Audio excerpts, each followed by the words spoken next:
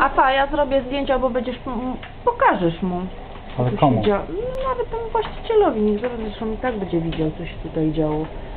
Że drzwi zamknięte, a tu przez drzwi, że się lało. Hello, good afternoon. My name is Artem. I'm chef at 12th Street, number 53. And my house is absolutely flooded. I'm renting. I'm renting the house.